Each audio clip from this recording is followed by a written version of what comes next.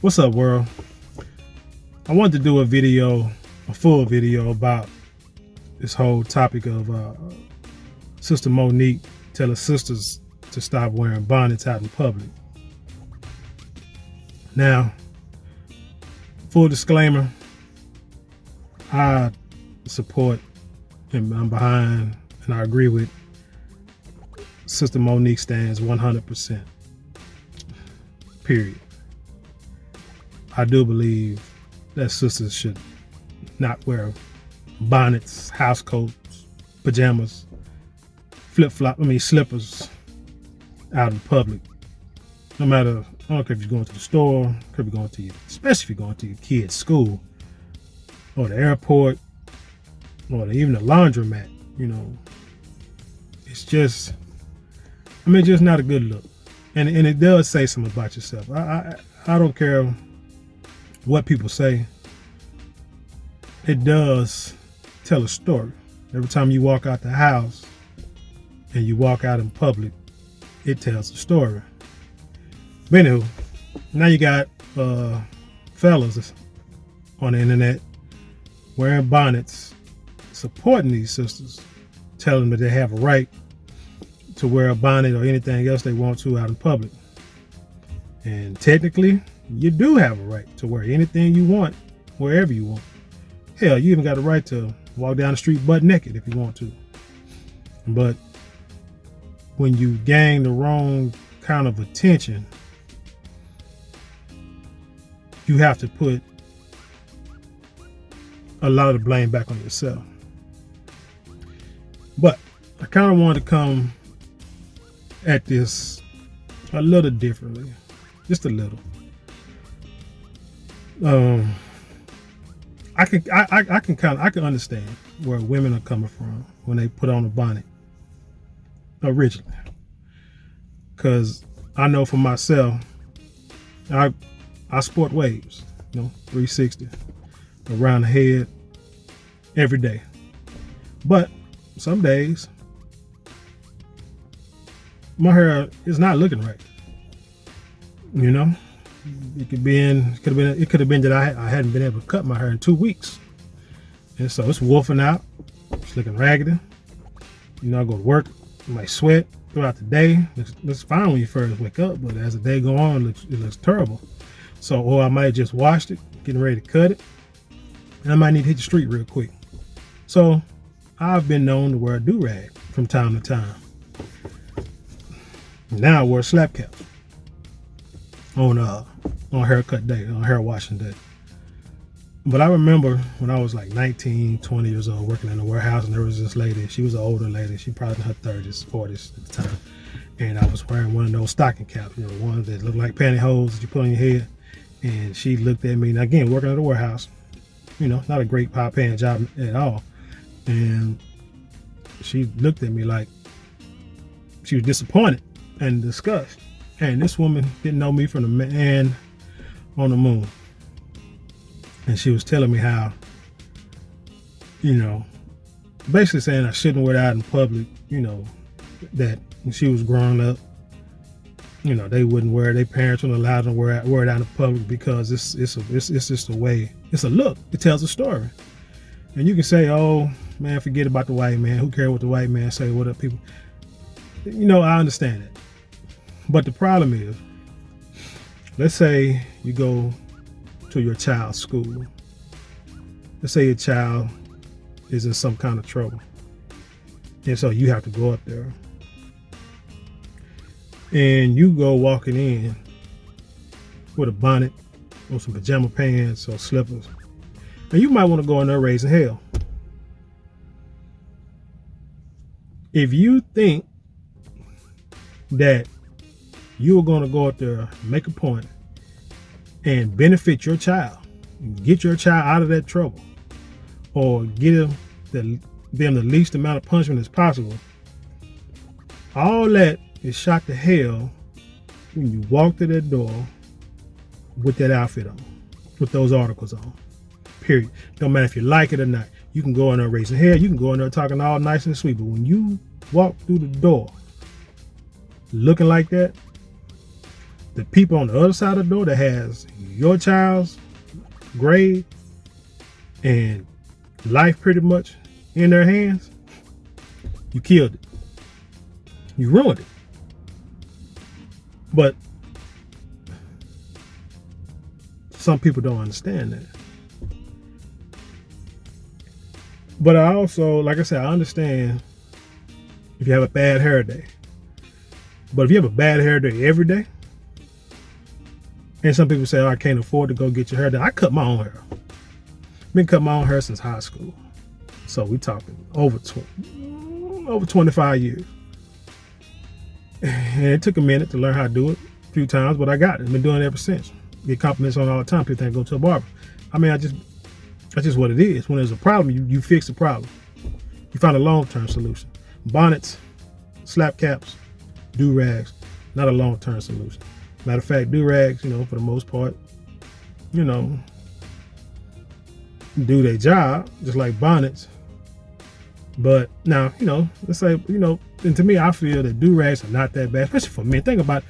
With men, I think it's different. Like I said, I can wear this. I can wear a skull cap. I'll walk out the house and probably get the same attention no matter what. But if I walk out the house with my hair done, clean shaven, clean clothes, I'm going to attract different kind of attention. So the question is, what kind of attention are you trying to attract? Now, let's say we're talking to single females. Let's say we're talking to single females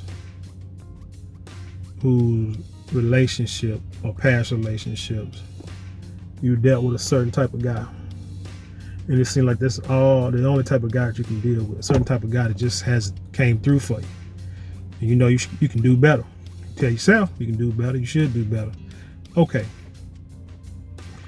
Every time you walk out the house, and I ain't saying you gotta go out there trying to catch no man, looking for no man. That's not the point. If you walk out the house every day trying to look for a man, there's a problem. Unless you go out the house every day looking for a job, that's better. That makes more sense. So, if you go to an airport, contrary to popular belief, everyone that flies is not flying JetBlue. And a lot of people in the airports are flying first class. They're flying business class. They're flying for business. A lot of people flying for vacations. But a lot of people that's in the airports fly all the time. And they in and out the airports all the time. You got to look at going to the airport like going to church or like going to work. You never know who you may meet at any given time. And this is not particularly about trying to find a relationship.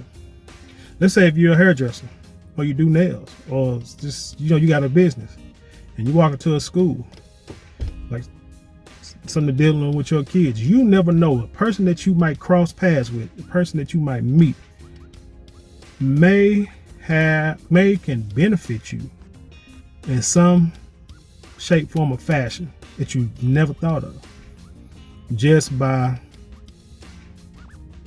just by the way you carry yourself. So, but back to the relationships, like I said, like the single women with the relationships or whatever. So, the dude that you normally deal with, not the caliber of men you want to deal with. So now you're trying to step up. So you're trying to upgrade. You're trying to find a better caliber of men. I'm gonna tell you, those better caliber of men, I won't call them high value. I mean, that's a lot of them are. No matter if you go, no matter where you go, they're not checking for you for long-term relationship wise. If you walk out the house, like I say, with bonnet and slippers on and pajama pants, they looking at you like, huh? She must got a man at home because no, I'll take that back. She can't have a man at home because it's either or. Because I'll tell you like this, I wouldn't let my woman walk out the house looking like that. And I got a pretty decent career, and so I wouldn't, because I wouldn't walk out the house like that. That's the thing. I wouldn't walk out the house looking like that. I'll tell you like this here. years ago in a relationship. Used to work, like I said, worked at a warehouse. Got off one day, said, "Hey, let's go to the movies."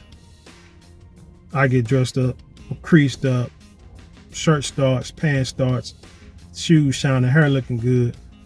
I'm getting ready to go to this movie. She walk out in sweatpants and a freaking baseball cap, like the one the little white girls wear. And I was like, "Where are you going?" She said, "To the movies." I said, "Not with me, you ain't. I'm gonna need you to go back in there and change, or I'm going to move by myself." Yeah, she went back in there and she changed. Never had that problem again. But that's what I'm saying. I'm not gonna walk out the house looking crazy, looking any kind of way. And so when you walk out the house, you represent me, I'm representing you. Neither one of us are walking out the house looking just any kind of way. It just ain't gonna happen. So that's the way I kind of wanted the sisters to look at it. It's like you just never know who you'll meet. I also know, I'll give you another quick story. If you know me, I sell, beard products, do-rags, other little, got a website, got a store. And I do vendor shows. Did a vendor show and I'm always trying to think about what I'm gonna wear. Am I gonna go in like some blue jeans and a t-shirt? Should I do slacks and a button-down shirt? Nice casual shoes or tennis shoes. Don't really know. But I myself say, if all else fails, button down, at the least jeans and starch or slacks, and some nice dress shoes, some casual shoes. Period. Haircut. May put a little smell good on and go do what I need to do. But did a vendor show one time, dressed kind of business casual. Didn't make any sales that day. But I ran into it. Well, actually, a lady came to talk to me about what I had. She said she liked my product, wanted me to come to a spot in a couple of days, said I would sell a lot. And she was right. Now, do I think it was what I had on? Possibly. I think if I would have went to the vendor show with this on, she might have would have walked right by. But I feel that, because I, carried myself well, dressed fairly decent, give them a double take. And the rest is history. So now, business is going pretty good, very few problems. That's what you got to think about. You always got to be ready, because like I said, you never know who you'll meet out in these streets when you walk out the house. That's the way you have to look at it. Not just because they white people or any other race or what have you. You do it for yourself. You can walk out the house 1,000,000 times, but all it takes is one time to meet the right person, and it can change your life. And it's just all about the presentation. It's the presentation. Like they say, you never get it. That's an old saying. You never get a second chance to make a first impression. And that is so true. So I always let every impression be your first impression. Yeah. Every now and then you may have to run out the house, throw on a bonnet, put what you call those, a bandana. You may have to. You might, because it's not like it's all the time. What we're speaking on, when you make a conscious decision to get up, be up all day, and you might say, I'm just going to the airport and be sleep on a plane anyway.